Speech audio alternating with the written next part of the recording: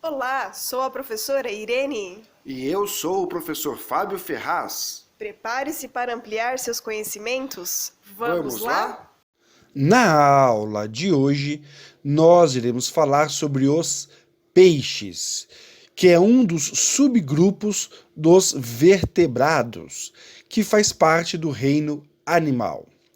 Os peixes, eles são representados por 3 subgrupos. O grupo dos agnatos, que são os peixes sem mandíbulas. O grupo dos condrictes, que seriam os peixes cartilaginosos, como os tubarões e arraias ou arraias. E nós temos os osteíctes, que são os peixes ósseos, na qual nós vamos encontrar também a maioria do grupo dos peixes, incluindo o cavalo marinho. Então, basicamente, nesta imagem, nós temos uma representação do grupo dos peixes, que é um dos subgrupos dos vertebrados que pertence ao reino animal.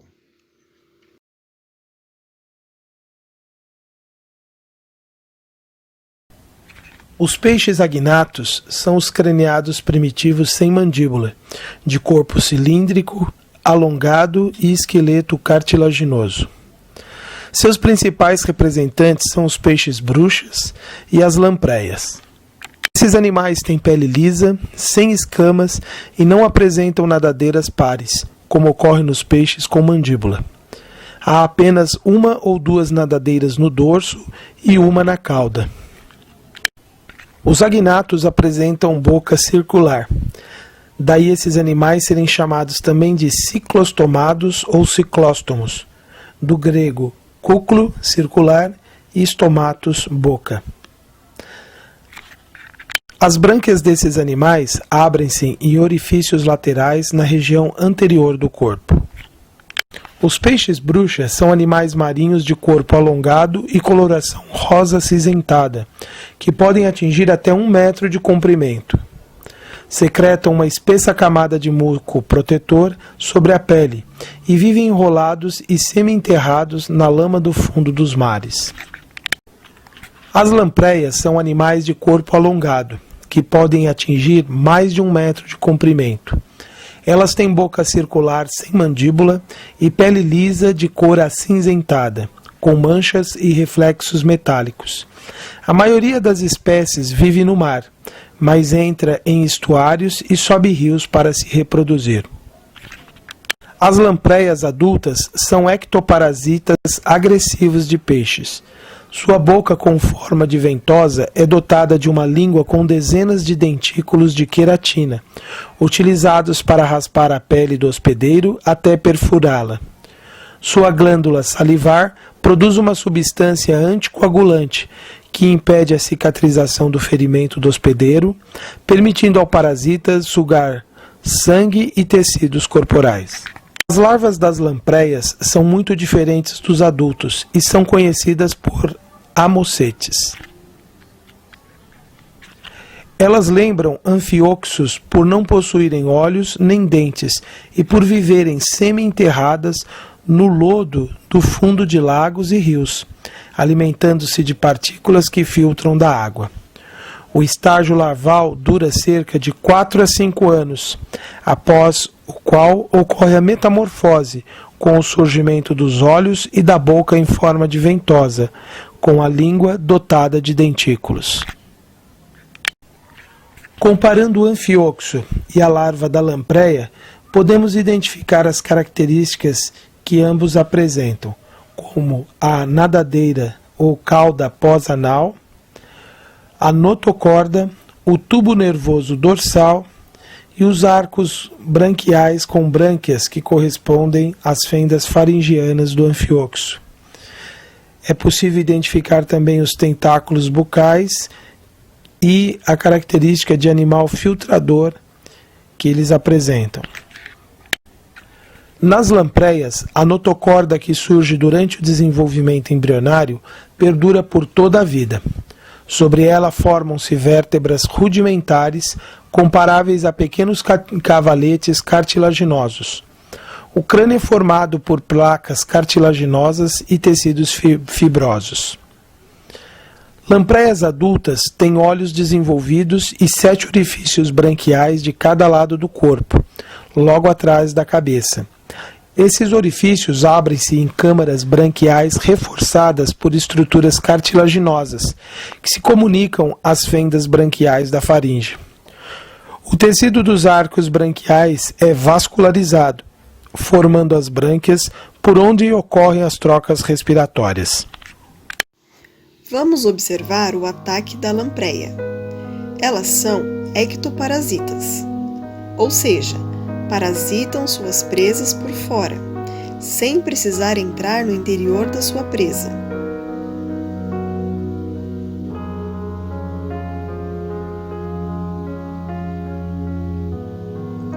Os agnatos não possuem escamas, possuem a pele lisa. A boca é especializada para fixação, raspagem e sucção.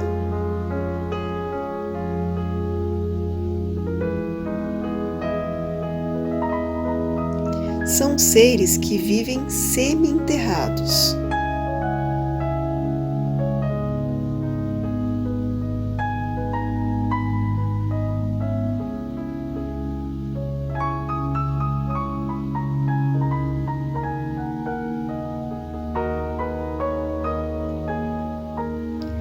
Como todos os seres de habitat aquático, são respiradores branquiais.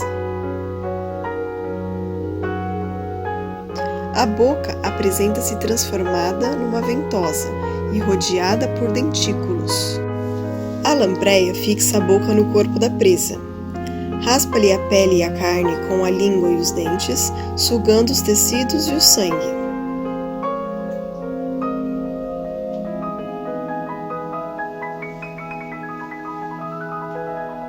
As lampreias são peixes de água doce, com esqueleto cartilaginoso e sem mandíbula.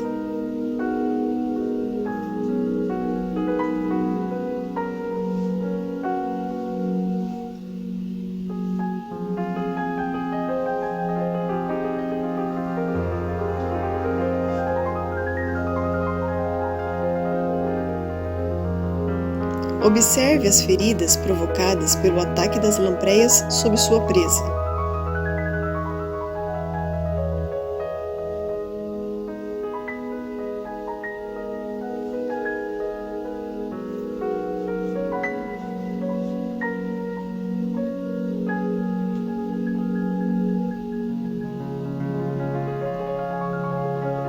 Os condríctios, ou peixes cartilaginosos, incluem os tubarões, as raias e as quimeras. As quimeras não têm escamas e o maxilar superior está fundido ao crânio. Vivem em águas frias e profundas. Os tubarões são peixes valiosos, pois desempenham um papel crucial na limpeza dos oceanos, comendo animais mortos. Os tubarões são encontrados em todos os mares. Geralmente não vivem em água doce, com algumas exceções. Os tubarões são peixes que nadam com rapidez e têm esqueleto feito de cartilagem em vez de ossos. Cartilagem é um tecido elástico criado antes que o osso comece a se formar.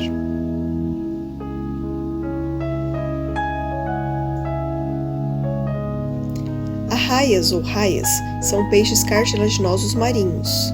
O ferimento causado pela ferroada da arraia é muito grave. O ferimento fica contaminado por bactérias, além do veneno, que tem o poder de desintegrar a carne, formando uma necrose.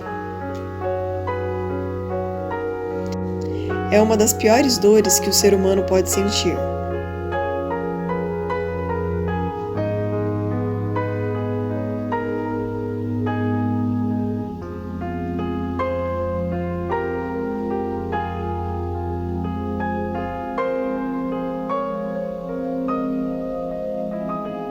Os peixes ósseos, ou osteíctes, é o grupo mais vasto dos peixes, correspondem a 9 em cada 10 espécies. Esses animais habitam todos os tipos de água, doce, salobra, salgada, quente ou fria. Os peixes ósseos distinguem-se dos cartilaginosos, pois possuem endoesqueleto ósseo, escamas flexíveis e bexiga natatória. Os peixes ósseos possuem corpos recobertos por escamas, sendo que elas diferenciam-se em cada grupo. Os peixes ósseos possuem respiração branquial. As brânquias são protegidas por uma estrutura chamada opérculo. Os peixes ósseos se diferenciam dos agnatas, porque possuem mandíbulas, e dos peixes cartilaginosos, porque possuem esqueletos ósseos.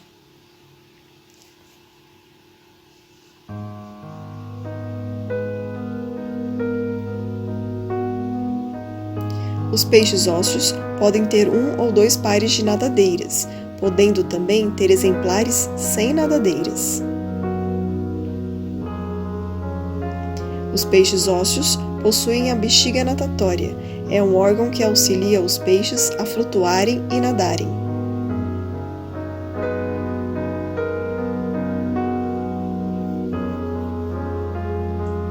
Os tubarões não possuem a bexiga natatória. Eles contam com um fígado grande, repleto de gordura.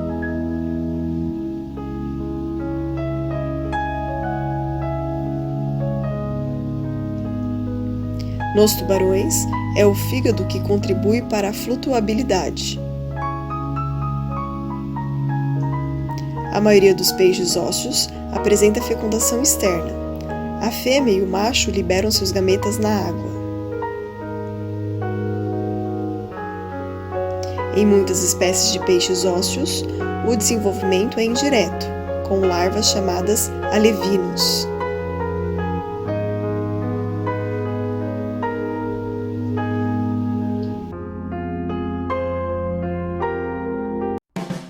O cavalo marinho é o animal mais romântico do mar.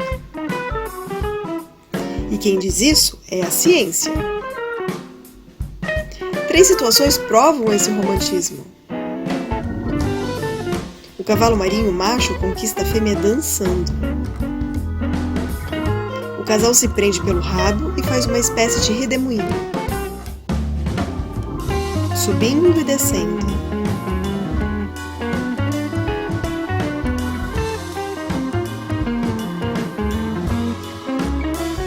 A maratona dura vários dias. Essa é a forma deles avaliarem seus estados reprodutivos.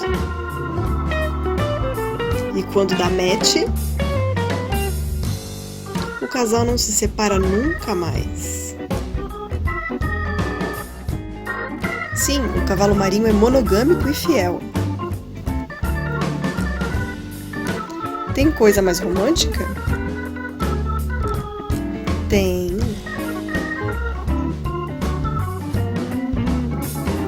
Nessa espécie, é o macho que fica grávido. Sim, a reprodução desse peixe é fora do comum. É o pai quem gera os filhotes. Companheirão, né? Depois do acasalamento, a fêmea transfere os ovos para o companheiro. A fecundação acontece dentro da bolsa dele.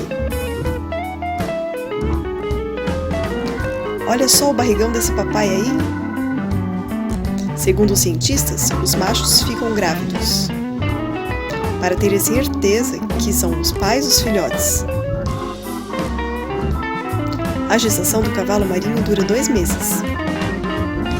Os ovos eclodem dentro da bolsa incubadora. Depois, o macho se contorce para expelir os filhotes. São cerca de 500 filhotes por gestação. Um espetáculo da natureza. Mas eles são alvos fáceis para os predadores. Tanto que 97% dos filhotes não conseguem sobreviver. Quando nascem, os filhotes são transparentes e medem menos de 1 centímetro. Adultos, dependendo da espécie, têm entre 13 e 30 centímetros e pesam entre 50 e 100 gramas. O cavalo marinho vive em regiões de clima temperado e tropical. O tempo de vida não passa dos 5 anos. Pouco tempo para um animal tão lindo e romântico, não acham?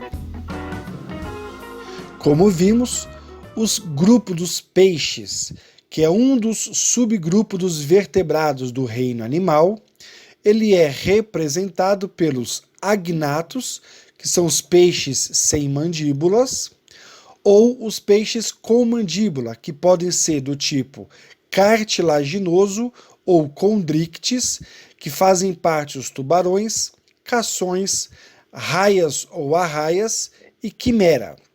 E nós temos também o grupo dos mandíbulas, do grupo ósseos, ou também chamado de osteíctes, que são representados pelos principais peixes do nosso dia a dia, incluindo o cavalo marinho.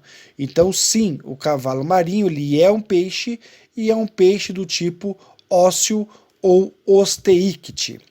E temos que lembrar que nem tudo que está na água é necessariamente um peixe. Então nós temos um grupo de seres vivos que não são peixes, mas são mamíferos.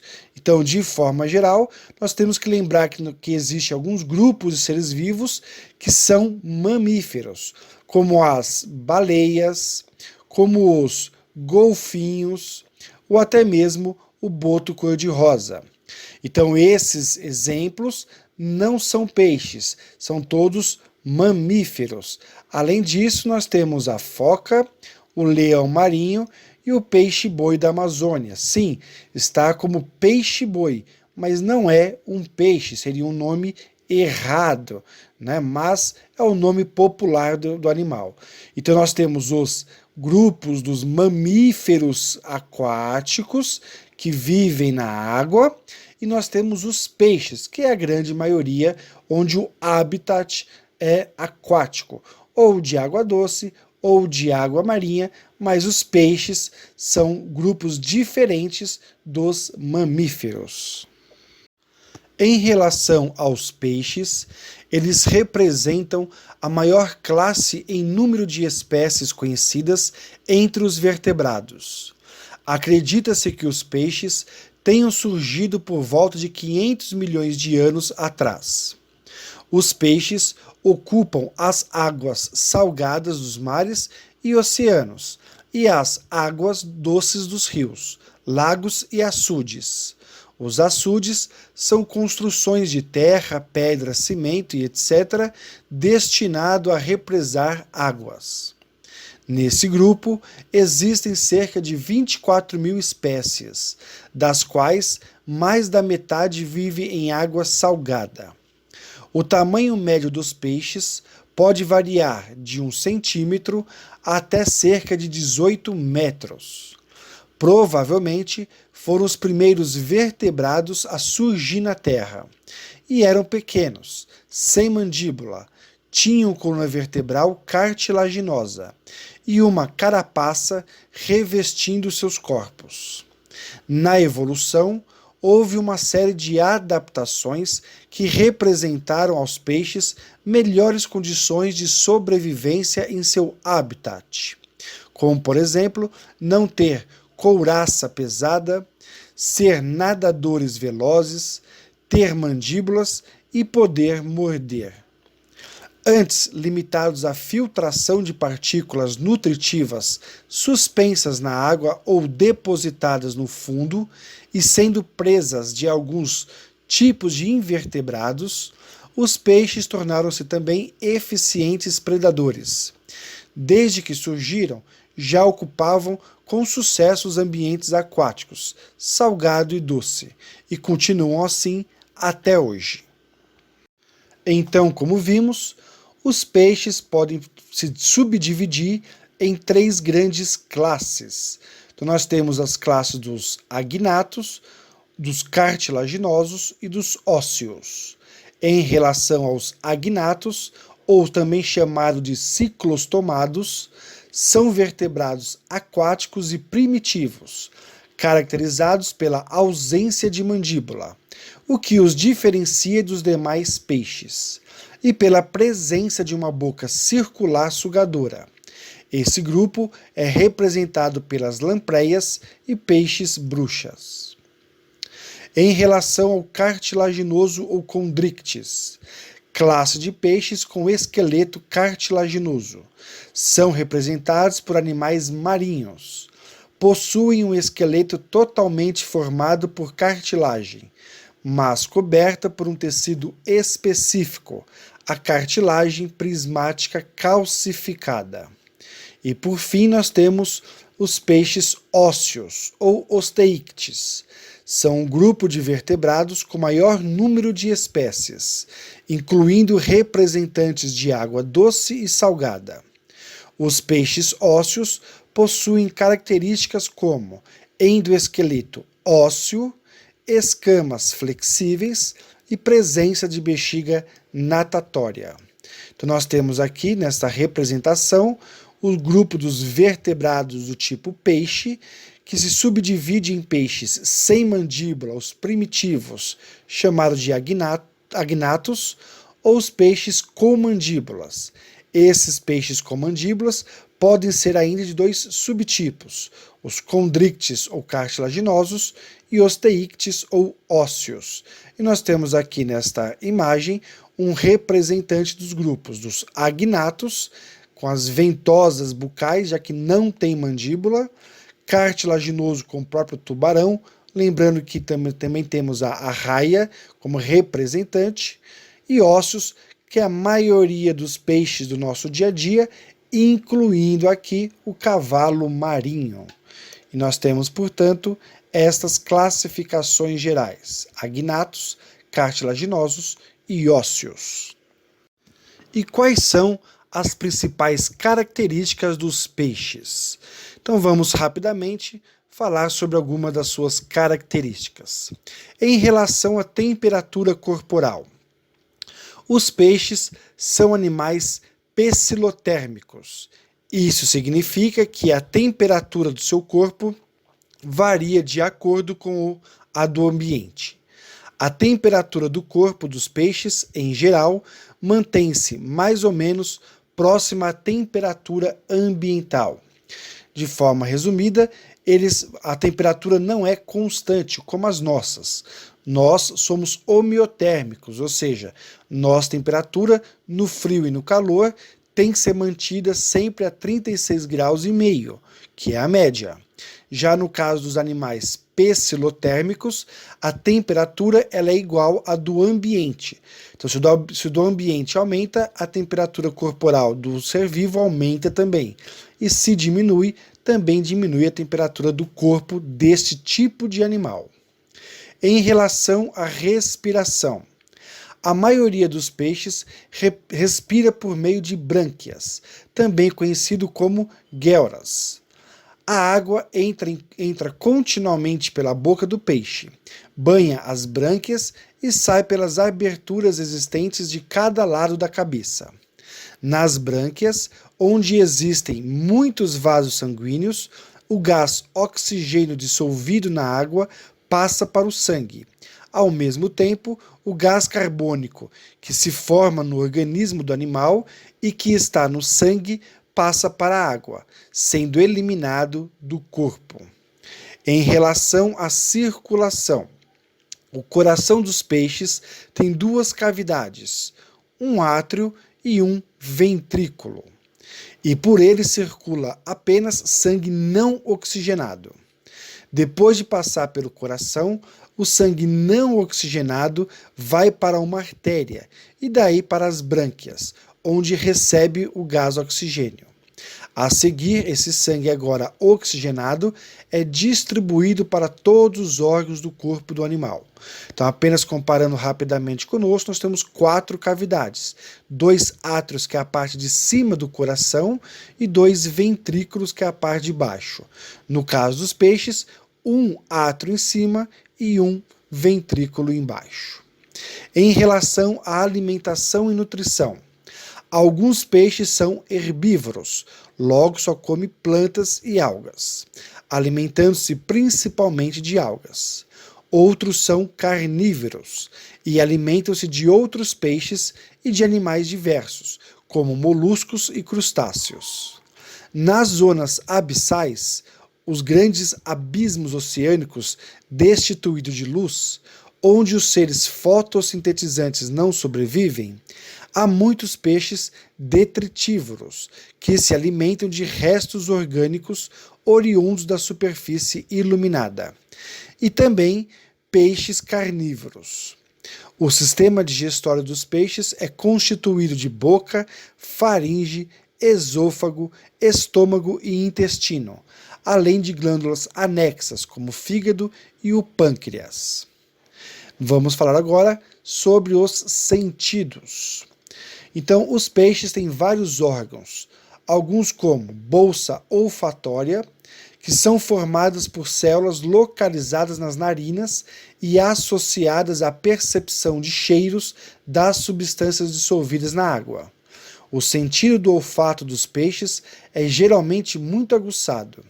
O tubarão, por exemplo, pode farejar sangue fresco a dezenas de metros de distância. Uma outra sensibilidade é em relação aos olhos. Permitem formar imagens nítidas a curta distância. A distâncias maiores, percebe apenas objetos em movimento na superfície da água. Alguns peixes têm percepção das cores e outros não.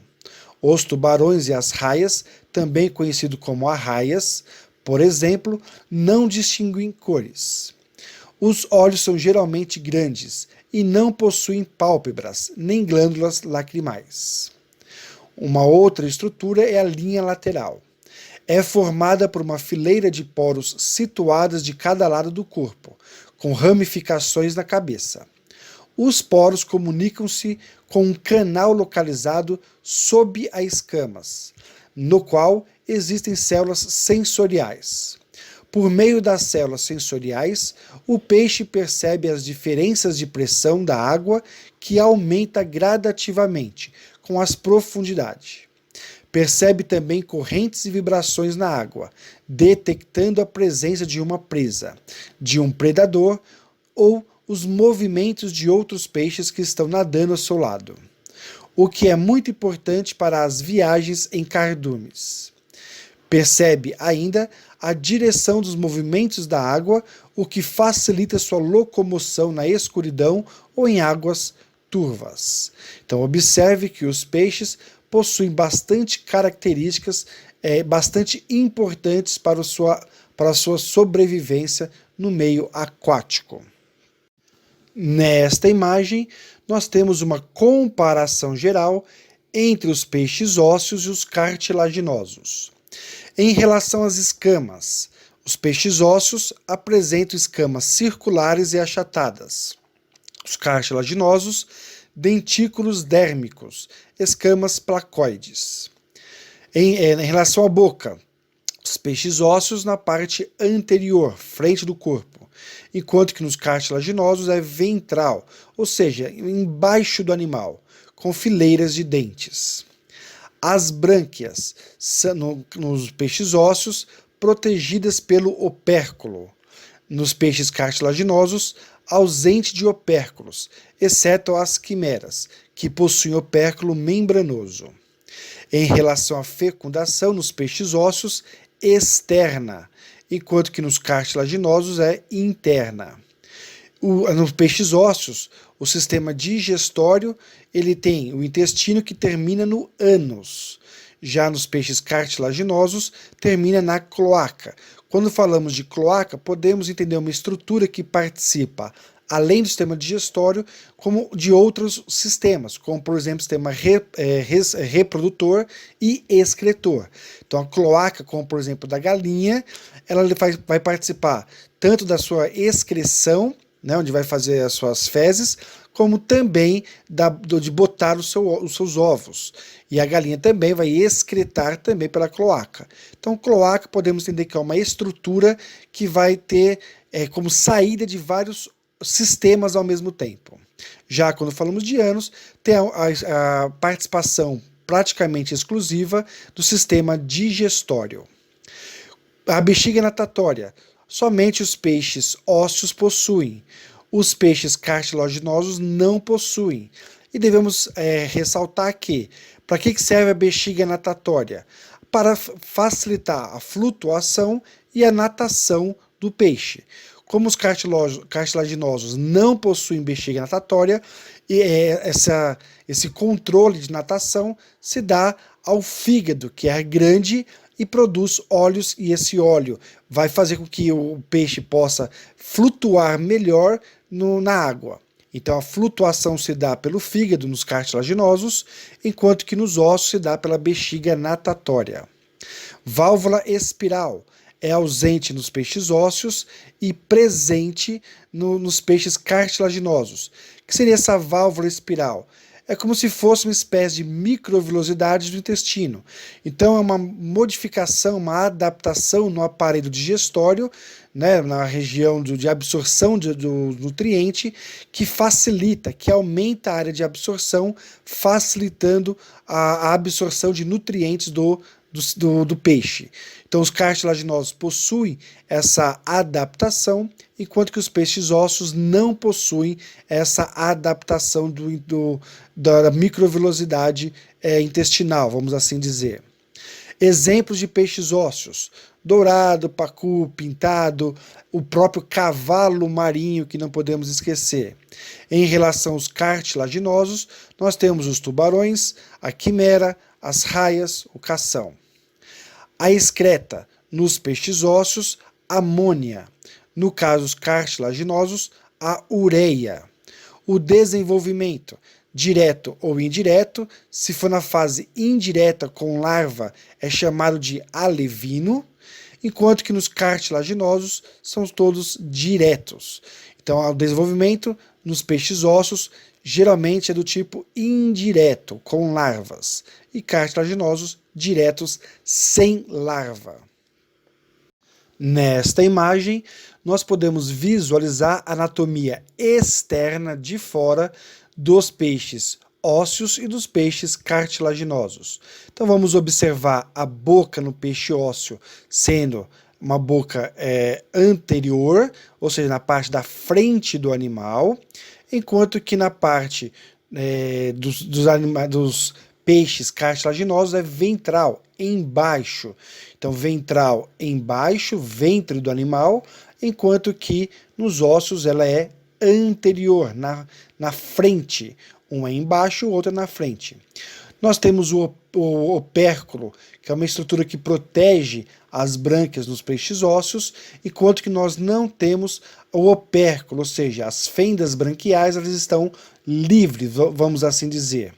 Nós temos a linha lateral, que é uma linha importantíssima do equilíbrio. Então esta linha lateral ela vai dar equilíbrio para os animais. Então nós temos aqui uma comparação geral da anatomia externa de um peixe ósseo, de um peixe cartilaginoso. Nesta imagem, nós temos a parte interna, tanto dos peixes ósseos como dos peixes cartilaginosos. E vamos para alguns detalhes. Podemos observar primeiro o coração dos peixes. É um coração que, como já foi falado, apresenta duas cavidades, apenas um átrio e apenas um ventrículo. Nesta outra imagem, que é específica dos peixes ósseos, então aqueles que possuem ossos verdadeiros, nós podemos destacar sua boca ventral, podemos destacar a presença da bexiga natatória, o ânus, que é específico do sistema excretor e intestinal, então basicamente é ligado apenas às excreções do animal, a bexiga urinária, na qual irá formar a amônia, que seria o material de excreto, então seria a substância nitrogenada eliminada é a amônia, e eles possuem o rim para fazer essa filtragem. Então você vê que já tem um sistema excretor praticamente completo, assim como o sistema digestório completo, iniciando com a boca e terminando no ânus. Apenas uma observação, que existe peixes que possuem pulmão primitivo. Então tem uma piada que o pessoal costuma dizer que é peixe pode morrer afogado sem ser por doença? Sim, pode sim, porque existe um grupo de peixes primitivos que existe um pulmão primitivo que, se não sair para respirar fora da água, pode sim morrer. Aqui nós temos uma anatomia interna dos peixes cartilaginosos. Então observa que ele tem um intestino com a válvula espiral, como se fossem microvilosidades que vão fazer com que o alimento passe e demore mais tempo para sair do intestino, fazendo com que aumente a área de absorção dos nutrientes. Então o alimento vai vir por aqui, vai demorar mais para passar pelo intestino e aí vai tendo maior tempo de absorção dos nutrientes. E observe que no final do ânus não é o ânus, e sim a cloaca. Por que a cloaca? Porque além de estar relacionado com a parte de excreção, que neste caso é a ureia e as fezes, também vai estar relacionado com o sistema reprodutor. Então nós dizemos que a cloaca, de forma bem objetiva e superficial, é diferente do ânus, porque o ânus não participa do aparelho reprodutor dos animais. E quando falamos de cloaca, é porque envolve o aparelho reprodutor. E a boca ela é ventral, não é na parte anterior deste animal. E para visualizarmos aqui o funcionamento das brânquias. Então as brânquias, na verdade, seriam, entre aspas, os pulmões dos peixes, que vai filtrar da água o oxigênio necessário para esse animal. Quando a boca abre, a água, portanto, penetra no peixe. E aí, quando o peixe fecha a boca, abre-se a válvula opercular, liberando a água e dessa forma vai fazendo esse ciclo de entrada e saída da água do peixe. Então a boca abre, a válvula fecha, mantendo por mais tempo esta água parada nesta região, fazendo a absorção do gás oxigênio. Quando a boca se fecha, abre-se a válvula opercular, sai a água e leva junto o gás carbônico. Então entra o gás oxigênio, sai o gás carbônico. E assim seria a passagem de água pelo animal. Neste slide, nós iremos fazer uma comparação rápida entre os corações dos vertebrados. Então nós temos os peixes que apresentam duas câmaras, sendo um átrio e um ventrículo. Os anfíbios e répteis não crocodilianos apresentam 3 cavidades, sendo 2 átrios e um ventrículo. E os répteis crocodilianos apresentam 4 cavidades, 2 átrios e 2 ventrículos. Já as aves apresentam 4 câmeras também, 2 átrios e 2 ventrículos, porém com hemácias são nucleadas, hemácias com núcleos, e essas hemácias são ovais. Já no caso dos mamíferos, apresentam 4 câmeras, sendo 2 átrios e 2 ventrículos, completamente separados, mas com hemácias anucleadas na fase adulta, e são bicôncavas, e não possuem organelas no seu interior. Então, de forma geral, os peixes, 2 câmeras, átrio, ventrículo, anfíbios, 3 câmeras, átrio e ventrículo, réptil do tipo crocodiliano, já possui 4 câmeras, aves e mamíferos também 4 câmeras, sendo o átrio na parte de cima e ventrículos na parte de baixo. E vamos agora falar sobre a reprodução geral dos peixes. Então, nos cartilaginosos ocorre a fecundação interna, portanto, dentro do corpo da fêmea. E nos peixes ósseos ocorre a fecundação externa, no ambiente. Nos peixes ósseos, pode-se observar em algumas espécies o desenvolvimento indireto, com a formação de larvas e o desenvolvimento de uma fase denominada alevino. Já nos peixes cartilaginosos, a fecundação é geralmente interna. O macho introduz seu espermatozoide no corpo da fêmea, onde os óvulos são fecundados. O desenvolvimento é direto. Os ovos dão origem a filhotes que já nascem com o aspecto geral de um adulto, apenas menores. Então, nesta imagem, nós temos aqui a presença, por exemplo, nos cartilaginosos, né, da cópula. Então, aqui existe uma cópula. O macho introduz na fêmea os seus espermatozoides. E aqui nós temos uma representação dos ovos colocados, né, os ovos botados pela fêmea após a fecundação. Aqui nós temos o aparelho reprodutor, chamado de clasper. É este clasper que os machos dos peixes do tipo cartilaginosos usam para copular com a fêmea. Então, através desta cópula, o espermatozoide é introduzido no interior da fêmea. Então, a fecundação é interna, e aí ao desenvolvimento, né, do indivíduo. Devemos lembrar que no caso específico dos tubarões, eles acabam fazendo o ovo internamente. Então a reprodução acontece de modo que o macho encosta a clasper na cloaca da fêmea e os espermatozoides são liberados escoando para dentro da fêmea. Assim, os espermatozoides migram para o óvulo pelo oviduto, onde ocorre a fecundação. A cloaca é uma abertura que auxilia na reprodução e também na excreta. As fêmeas de tubarões e raias são maiores que os machos, portanto, a fecundação é interna, abrindo a possibilidade para oviviparicidade e viviparicidade nesse grupo. Então pode acontecer do ovo ficar dentro do animal e se desenvolver, mas pode também acontecer a viviparidade, ou seja, a formação de uma placenta para poder desenvolver o indivíduo sem o ovo propriamente dito, como se fosse no nosso caso, né? Como nós somos gerados. E aqui nós temos, né, o desenvolvimento dos peixes ósseos, ou seja, através de uma fecundação externa. Então, tanto o macho como a fêmea jogam seus gametas para o ambiente, no caso aqui para a água. Na água ocorre a fecundação, que é externa, e a formação de ovos.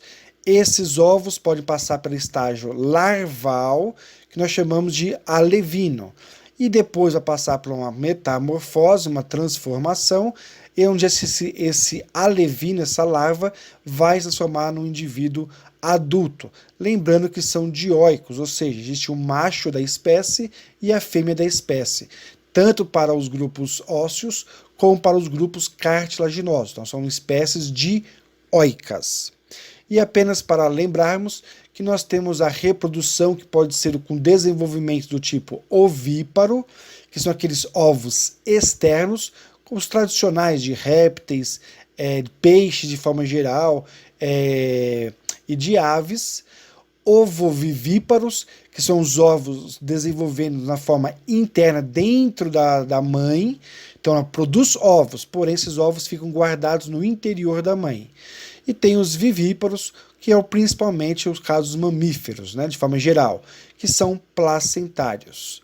E para finalizarmos a aula de hoje, apenas relembrar que nós temos 3 classes principais dos peixes, que são os agnatos, que são os peixes sem mandíbulas, com boca em forma de ventosa e são ectoparasitas. Nós temos os peixes cartilaginosos, como o tubarão e raias ou arraias, lembrando que nesse caso são peixes com esqueleto totalmente formado por cartilagem. Porém, essa cartilagem ela é especial, é uma cartilagem chamada prismática calcificada, uma cartilagem dura, mas não é um osso.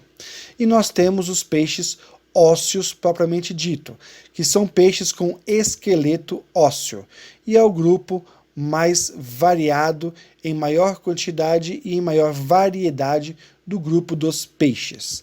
E damos por encerrada a nossa videoaula. Esperamos vocês na próxima. Obrigado a todos. Agradecemos o seu interesse. Continue buscando sempre o seu conhecimento. E continue a assistir às nossas aulas. Até mais!